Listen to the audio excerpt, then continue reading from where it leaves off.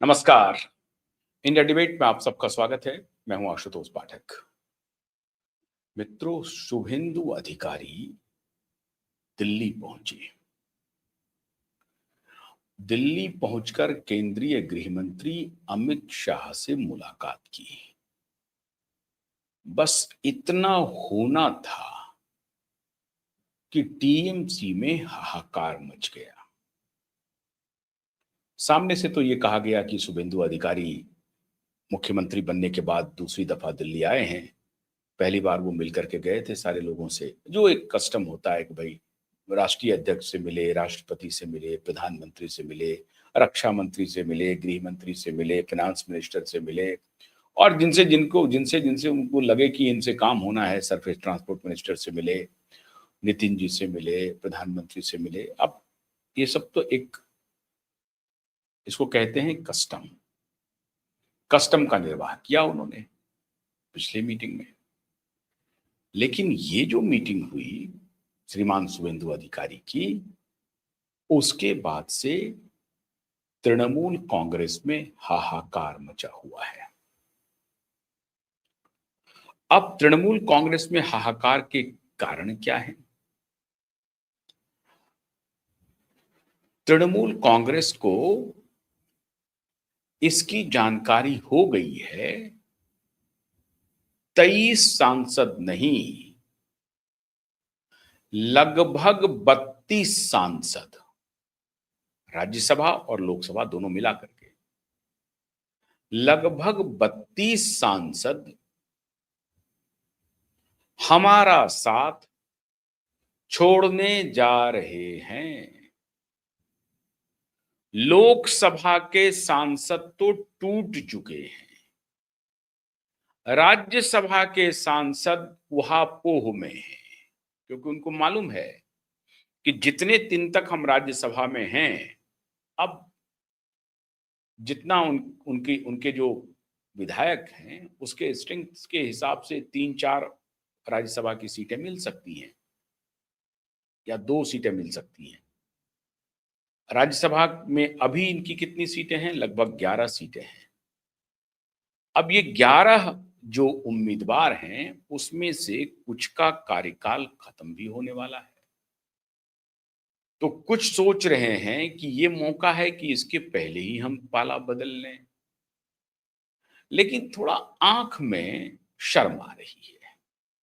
शर्म आ रही है तो फौरन से पेशतर वो निर्णय नहीं ले पा रहे हैं, लेकिन निर्णय के कगार पर पहुंच रहे हैं। शुभेंदु अधिकारी के पास 32 सांसदों की लिस्ट थी, जो अंदर से खबर आ रही है, 32 सांसदों की। और वो लिस्ट लेकर के पहुंच गए श्रीमान अमित शाह के पास और उनके सामने रख दिया कि ये मामला है। अमित शाह ने बिल्कुल चश्मा लगा करके पूरा देखा। अच्छा, ये सारे सज्जन हैं। शुभेंदु अधिकारी जी ने कहा कि साहब, ये सारे लोग हैं, ये सारे टूट रहे हैं, क्या किया जाए? अंदर की खबर है कि कहा कि देखिए, कुछ तो आने के लिए लालायित हैं पार्टी के अंदर, और अगर पार्टी के अंदर वो आ जाते हैं तो अपना स्ट्रेंथ बढ़ जाएगा। हमारा जो कमी हो रही है वो 300 तक पहुंच जाएंगे हम। 240 हैं, 270 तक तो पहुंच ही सकते हैं। मामला देखिए कितना खेल चल रहा है। चर्चा हो रही है कि अगर 23 के 23 सांसद आ जाएं और बीजेपी में आ जाएं, एंटी डिफेक्शन लॉ लागू नहीं होगा। 23 सांसद अगर आ जाते हैं हमारे पाले में तो संख्या कितनी हो गई?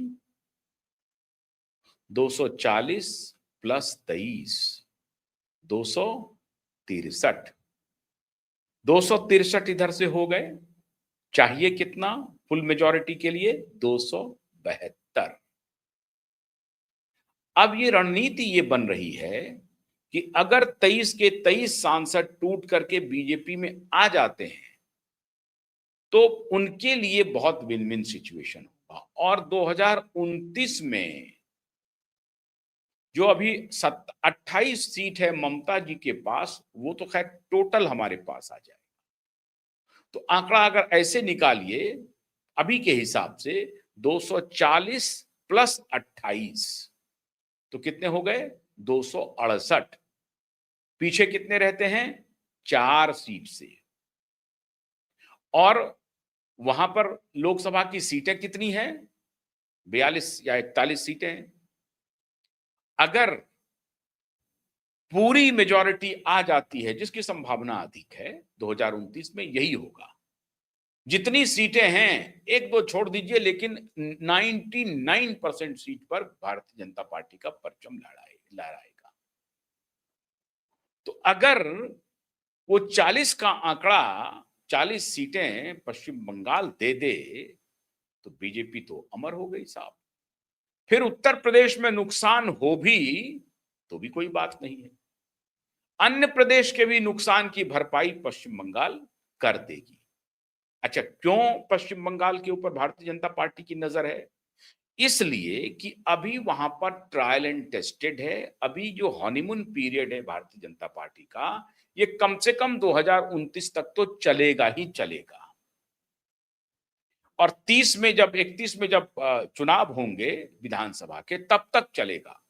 तो एक और विधानसभा और एक और लोकसभा तक भारतीय जनता पार्टी का हनीमून पीरियड है। मतलब तब तक भारतीय जनता पार्टी के खिलाफ एंटी इनकम्बेंसी नहीं होगी। पश्चिम बंगाल की बहुत ही रणनीतिक वैल्यू है भारतीय जनता पार्टी के लिए। इसीलिए ये शुभेंदु अधिकारी और अमित शाह की जो बैठक हुई गई, आए मुख्यमंत्री, आए गृह मंत्री मिलके चले गए, नहीं। बहुत सारे मुद्दों पर, बहुत सारी बातों पर चर्चा हुई और गंभीर चर्चा हुई। और इसीलिए हाहाकार तृणमूल कांग्रेस के अंदर मचा हुआ है कि अगर लोकसभा तक हमारा हनीमून पीरियड रहता है 2029 तक, तो हमें 99% सीटों का फायदा हो सकता है। और अगर ये फिर लोकसभा के बाद 2031 तक ये हनीमून पीरियड रहा, जो कि विधानसभा, अगर लोकसभा में मान लीजिए कि किसी प्रकार का ऊपर नीचे हुआ, तो भी हमारा जो विधानसभा का हनीमून पीरियड है, ये 2031 तक निश्चित रूप से रहेगा। 2031 भी जीतेंगे, विधानसभा भी जीतेंगे और 2029 लोकसभा भी जीतेंगे। अगर उस लोकसभा चुनाव के पहले ये 23 सांसद आ जाते हैं, जिनके खिलाफ ये देखना पड़ेगा कि उनके खिलाफ एंटी इनकम्बेंसी कितनी है। इन 23 जो 23 सांसद पाला बदलेंगे, उस 23 सांसदों की कॉन्स्टिट्यूएंसी में भारतीय जनता पार्टी का परफॉर्मेंस कैसा रहा है और तृणमूल कांग्रेस का परफॉर्मेंस कैसा रहा है। अगर तृणमूल कांग्रेस का परफॉर्मेंस अच्छा रहेगा, तो बीजेपी चाहेगी कि इसको तोड़ करके अपने पाले में ले लो, ताकि उनका कुछ तो कमजोर होगा और फिर हमारी ताकत लगेगी। तो ये जो 23 हैं, 23 की जिंदगी हम बचा ले जाएंगे। तो अभी ये कैलकुलेशन चल रहा है कि तृणमूल कांग्रेस में लोकसभा के सांसद, राज्यसभा के सांसद और विधायक सब अगर मिल जाते हैं, तब जाकर के असली तृणमूल कांग्रेस, ये जो ऋतव्रत बंदोपाध्याय की है, जो अभी उनको लीड कर रहे हैं, ऋतव्रत बंदोपाध्याय विधानसभा में, ये एक पार्टी के रूप में असली तृणमूल कांग्रेस हो जाएगी। अब इस पर पूरा माथापच्ची किया जा रहा है कि असली तृणमूल कांग्रेस क्या बनने दिया जाए या ना बनने दिया जाए, या उसे विधानसभा तक ही अटका करके रखा जाए, या उसे अभी तत्काल तृणमूल कांग्रेस की संज्ञा दे दी जाए। पहले ममता जी को खत्म कर देते हैं, बाद में देखेंगे। ये चाल भारतीय जनता पार्टी के लिए उल्टा पड़ सकता है। वो दूसरी तृणमूल कांग्रेस को खड़ी करने से बचेगी वो, क्योंकि अब जो टूट करके ममता जी का साथ छोड़ करके लोग आएंगे, तो वो एक प्रकार से समझिए दो तरह से काम होगा। या तो भारतीय जनता पार्टी की लोकल सरकार से डरेगी, या फिर भारतीय जनता पार्टी को कुछ चेकमेट भी करेगी। अभी तक जो तरीका दिख रहा है ऋतव्रत बंदोपाध्याय का, वो तो शुभेंदु भाई डरे हुए हैं।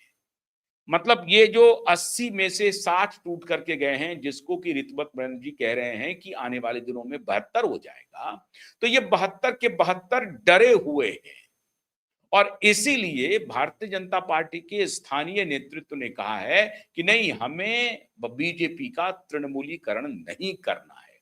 वो डरे हुए क्यों हैं? क्योंकि वो कहीं ना कहीं कॉम्प्रोमाइज्ड है, कहीं भ्रष्टाचार से, कहीं गुंडागर्दी से। अब फिरहाद हकीम भी इस्तीफा दे चुके हैं।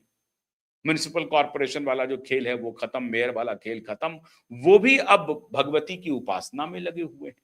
फिरहाद हकीम जैसे लोग पाला बदल रहे हैं। अरे जहांगीर खान तो पहले ही बदल लिया। कैलकुलेशन मित्रों ये चल रहा है कि क्या तृणमूल कांग्रेस को नए तृणमूल कांग्रेस में कन्वर्ट करने दिया जाए, या विधानसभा तक तो वो तृणमूल कांग्रेस का फाइट है, वो चलेगा दोनों के बीच में। तृणमूल कांग्रेस असली ममता जी के ही पास रखा जाए, और ये जो विधायक टूट के गए हैं उनको तो मिल ही जाएगा, वो मेजॉरिटी में हैं, वो कोई अपनी नई पार्टी बना लेंगे। जो टूटे हुए विधायक हैं वो अपनी नई पार्टी बना लेंगे, क्योंकि एंटी डिफेक्शन लॉ अब उनके ऊपर लागू नहीं होगा, क्योंकि 2/3 मेजॉरिटी से उनके पास जो हेड काउंट है वो है। तो विधानसभा तक उनको रोका जाए। लोकसभा के प्रकरण में ये कि लोकसभा के भी सांसद टूट जाए, राज्यसभा के सांसद टूट जाए, और फिर विधानसभा, ये सब मिलकर के नया तृणमूल कांग्रेस बना ले, इसके पक्ष में श्रीमान अमित शाह तत्काल दिखाई नहीं पड़ रहे हैं। तो चर्चा क्या हुई? चर्चा हुई कि अगर 23 के 23 एमपी पाला बदल रहे हैं और राज्यसभा में भी बदलने के लिए तैयार है, जैसे कि आम आदमी पार्टी के 7 एमपी ने पाला बदला और सीधे आकर के मिल गए। कहां मिल गए? भारतीय जनता पार्टी में, गंगोत्री में आकर के आ गए, उन्होंने डुबकी लगा ली। तो अगर आम आदमी पार्टी के 7 सांसद पाला बदल लिए, एक तो उनका एंटी डिफेक्शन खत्म हो गया और भारतीय जनता पार्टी का स्ट्रेंथ बढ़ गया। प्रधानमंत्री के नेतृत्व में कार्य करने का मौका मिलेगा, बस यही तो कहना है। प्रधानमंत्री हमारे देश के सबसे बड़े ब्रांड हैं और हमारे देश के मान सम्मान को आगे बढ़ाया हुआ है, इनके संरक्षण में हम आगे बढ़ेंगे, बस इतना ही कहना है। 3-4 लाइन कहना है और कुछ नहीं करना है, ज्यादा दिमाग लगाना नहीं है। अब उसमें वो लोग देख रहे हैं जो बीजेपी से ही गए थे, बहुत सारे लोग। अब जैसे मैं एक उदाहरण दे रहा हूं श्रीमान कीर्ति आजाद का। कीर्ति आजाद पशुपेश में है, वो थे असली कांग्रेसी, फिर वो गए बीजेपी में, फिर वो बीजेपी से गए तृणमूल कांग्रेस में। अब वो तृणमूल कांग्रेस से सांसद हैं, लेकिन अब वो उनकी उहापोह की स्थिति बन रही है कि मैं ममता जी को कैसे छोड़ूं। उस स्थिति में मैंने ममता जी का साथ दिया था जब बीजेपी में उनकी कोई पूछ नहीं हुई थी। फिर आते हैं श्रीमान एक खामोश वाले, श्रीमान शत्रुघ्न जी सिन्हा, खामोश।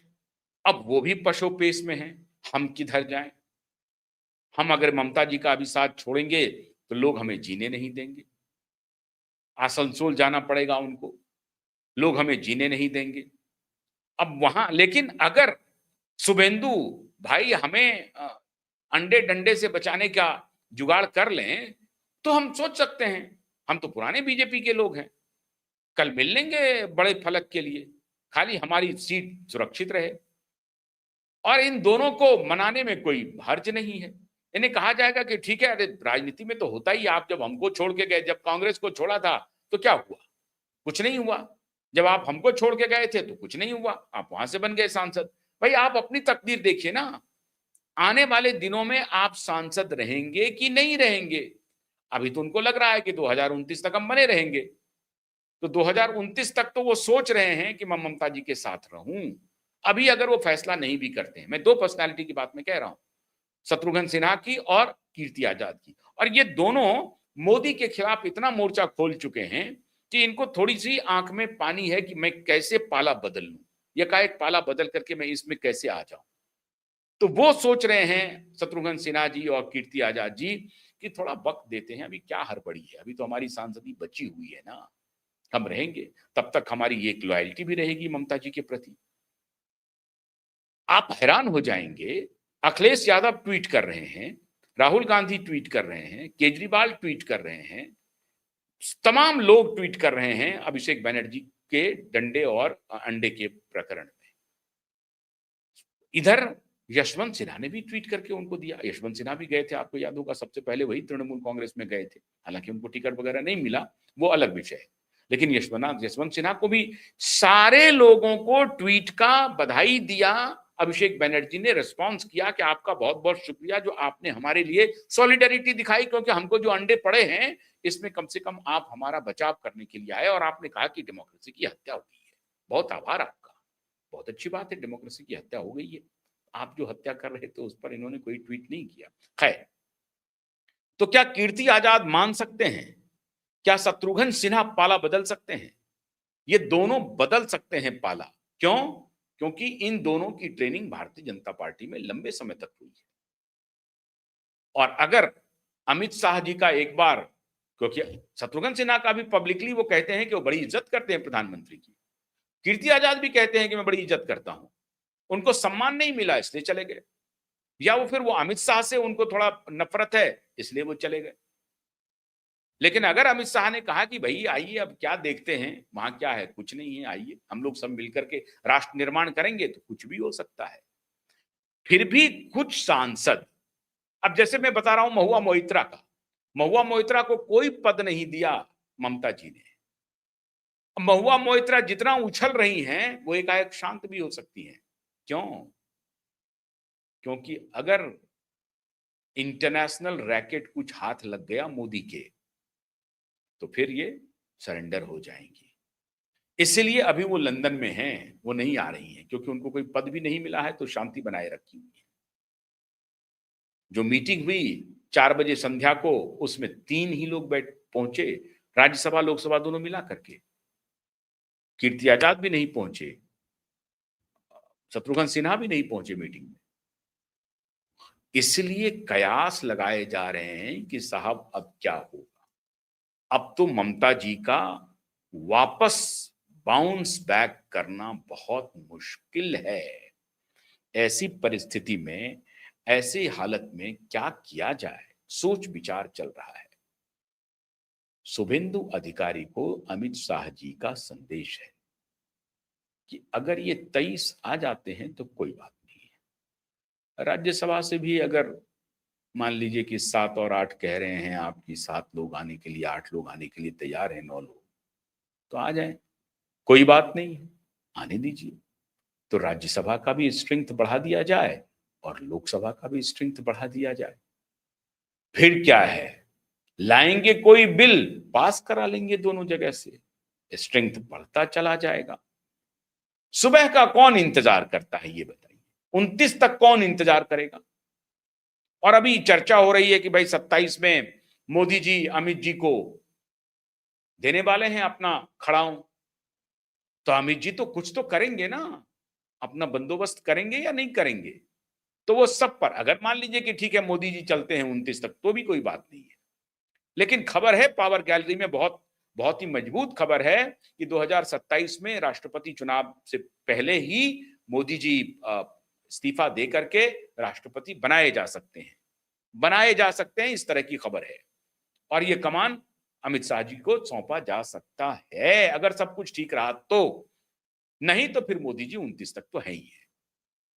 अब ये सब भाई बीजेपी के अंदर की बात है, बीजेपी जब वाले जाने।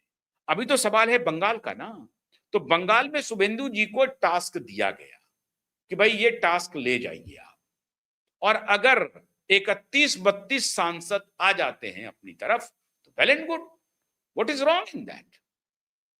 तो क्या होगा, पहला खेल क्या होगा कि ये जो नई पार्टी की जो बात चल रही है सिंबल लेने की, श्रीमान ऋतुव्रत बनर्जी को भी पजामा में ला दिया जाएगा और कहा जाएगा बस यहीं पर रुक जाओ, अब ज्यादा महत्वाकांक्षा मत पालो, नहीं तो सांसद आएंगे वो कहेंगे कि हम बनेंगे लीडर, तो तुम महत्वाकांक्षा मत पालो। 23 जो एमपी हैं उसमें से कम 16-17 एमपी को काकोली घोष दास्तीदार ने कन्विंस कर दिया है कि आप सीधा बीजेपी में आइए, उधर जाने की जरूरत नहीं है, नई पार्टी बनाएंगे, नया सिंबल लेंगे, सिंधे की तरह राजनीति करेंगे, वो सब मत करो, छोड़ो साथ, सीधा सीधा मोदी जी के साथ आ जाओ। अभी सनातन की लहर चलेगी, अब वो काबा और ढाका नहीं होगा, अब काली खप्पड़ वाली काली का ये बंगाल है, साफ सुन लो। अभी 2-3 टर्म तो भूल जाओ। अभी काली का रौद्र रूप अभी आया नहीं, अभी रौद्र रूप आना है। इसलिए काकोली घोष दास्तीदार समझा रही हैं अपने सभी सांसदों को कि ज्यादा दिमाग मत लगाओ, नई पार्टी के चक्कर में मत पड़ो, सीधा सीधी पाला बदलो और चलते हैं बीजेपी में, सब वहां आनंद में रहेंगे। तो 16 सांसद तो पूरी तरह से कन्विंस हैं। अब ये जो 4-5 सांसद हैं, इनको लग रहा है कि क्या करें, उधर जाएं, अपनी सेटिंग होगी कि नहीं होगी, ये सबका थोड़ा सा वो प्लस माइनस कर रहे हैं। 2 और 4 का कॉम्बिनेशन बनाने में लगे हुए हैं। वो कॉम्बिनेशन बन जाएगा और उसकी जिम्मेदारी श्रीमान शुभेंदु अधिकारी पर छोड़ दी गई है। साथ ही साथ राज्यसभा की भी जिम्मेदारी। अच्छा, अब नैतिकता अनैतिकता का कोई मूल्य है क्या? आप नैतिकता पर चर्चा करने वाले हैं तो राघव चड्ढा ने किया क्या, अशोक मित्तल ने किया क्या, छोड़िए उसको, संदीप पाठक ने किया क्या? सारे पॉलिटिकल पंडित ये कह रहे थे कि देखिए राघव चड्ढा के बारे में तो मैं समझ में आ सकती है, अशोक मित्तल पर भी समझ में आ सकती है, संदीप पाठक क्यों साथ छोड़ गए? संदीप पाठक तो बेहद ईमानदार आदमी हैं, संगठन के आदमी हैं, पढ़े लिखे आदमी हैं, सब कुछ अपना कैरियर दांव पर लगा करके वो आया था और संगठन में बड़ी इज्जत थी उनकी। आम आदमी पार्टी में केजरीवाल भी उनकी इज्जत करते थे, उन्होंने क्यों छोड़ा पार्टी? तो इसलिए कौन किसके क्लोज है कहना मुश्किल है। तो ये मत कहिए कि कीर्ति आजाद और शत्रुघ्न सिन्हा जी बने रहेंगे दीदी के साथ, अभी तो हैं साथ में। कल किसने देखा है मैं नहीं कह सकता हूं, आ सकते हैं कीर्ति जी भी, शत्रुघ्न जी भी भारतीय जनता पार्टी के पाले में, अगर अमित शाह जी और मोदी जी एक बार बात कर लें। और अब वैसे भी शत्रुघ्न सिन्हा भी उम्र दराज हो गए हैं, 80 के करीब पहुंच रहे हैं, और श्रीमान कीर्ति आजाद भी 70 के करीब पहुंच रहे हैं, 67-68 साल के निश्चित रूप से होंगे वो भी 70 के करीब पहुंच रहे हैं। तो उनको लग रहा है कि ये 4 साल हम 70-72 तक तो चले ही जाएंगे और उसके बाद अगर और 5 साल की गारंटी मिल जाए बीजेपी की तरफ से तो निकाल लेंगे 80 का। तो सीधा सीधी बात है साहब, ये लोग बंगले की राजनीति भी करते हैं और ठीक है, आइडियोलॉजी के तो चलते रहता है। आइडियोलॉजी का अगर रहता तो कांग्रेस में रहते, कांग्रेस छोड़ करके बीजेपी में आए, बीजेपी छोड़ करके तृणमूल कांग्रेस में गए, तृणमूल कांग्रेस छोड़ करके फिर बीजेपी में आ जाएंगे। बात हो गई, समझ गए? तो वो आइडियोलॉजी वगैरह की सब कोई बात, राजनीति में कोई आइडियोलॉजी की बात नहीं होती है। तो शत्रुघ्न सिन्हा और श्रीमान कीर्ति आजाद भी बीजेपी का रुख कर सकते हैं और शुभेंदु अधिकारी को जो टास्क मिला है वो यही मिला है कि पार्टी नई नहीं बनने देना है, नया सिंबल वो लोग अपनी लड़ाई करते रहें। अगर ये सारे एमपी आना चाहते हैं भारतीय जनता पार्टी में तो आ जाए, बस 2/3 मेजॉरिटी के साथ आए। इंतजार कीजिए, इसीलिए हाहाकार मचा हुआ है दीदी में। दीदी को नींद नहीं आ रही है, सारे सांसदों के स्विच ऑफ हैं। अभिषेक बनर्जी फोन पर फोन कर रहा है, किसी का फोन नहीं उठ रहा है, ममता जी भी फोन कर रही हैं, फोन नहीं उठ रहा। यही है प्रभु की माया। बहुत बहुत शुक्रिया, नमस्कार।